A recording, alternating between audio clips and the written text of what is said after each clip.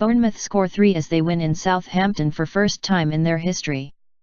Outhampton fans are adamant that the authentic South Coast Derby will not take place until Tuesday, when they face Portsmouth in the League Cup, but it is Bournemouth who still have the most convincing claim on local bragging rights. A narrow 3-1 win not only takes them up to third in the Premier League ahead of the other weekend matches, but is also the first time in their entire history that they have ever won at Southampton. Add in 2 consecutive finishes above Southampton in the Premier League and there can be no serious argument just now at the ecstatic claim from Bournemouth fans that the South Coast is ours.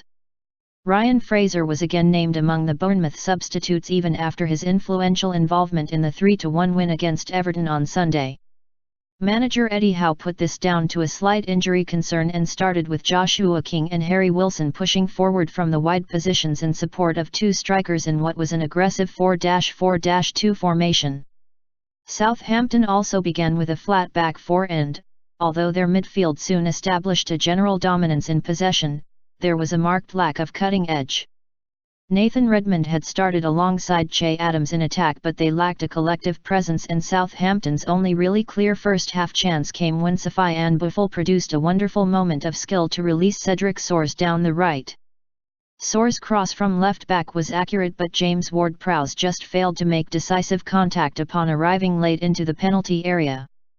Bournemouth were far more incisive whenever they broke forward, even if they needed only a well-executed but still basic corner to take the lead. Diego Rico had floated in the cross, with Nathan Ake then exploiting a dreadful lapse in concentration by Southampton holding midfield Oriol Romeu to power forward into space and beat Kevin Danso to the header. Danso was being asked to play in an unfamiliar right-back position and his inexperience in the role was exploited when Dominic Solanke then released Dominic King.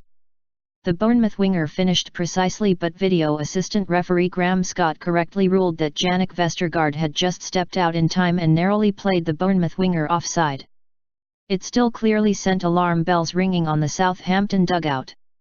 Manager Ralph Hasenhüttl was soon pitchside and conducting a hasty rearrangement of the system that meant moving Danso inside Jan Bednarek as part of a switch to 3-5-2. Confusion, however, still reigned.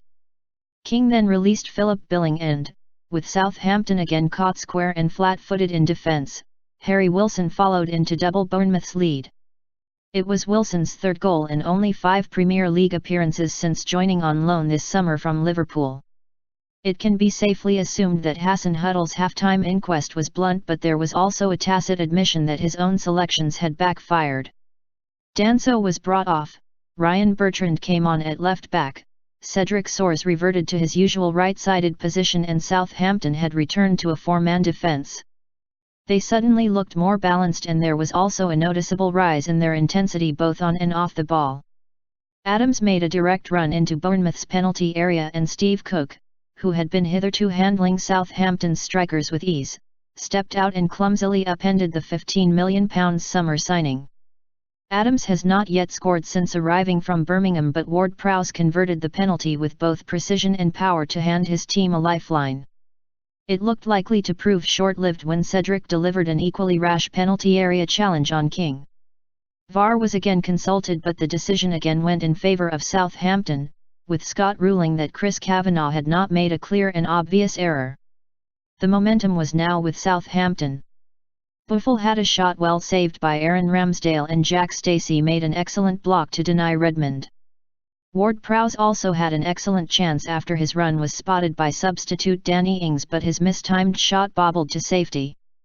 A famous night for Bournemouth was then completed when Callum Wilson pounced on a breakdown in communication between Bednarek and Angus Gunn to score his team's 3rd in added time.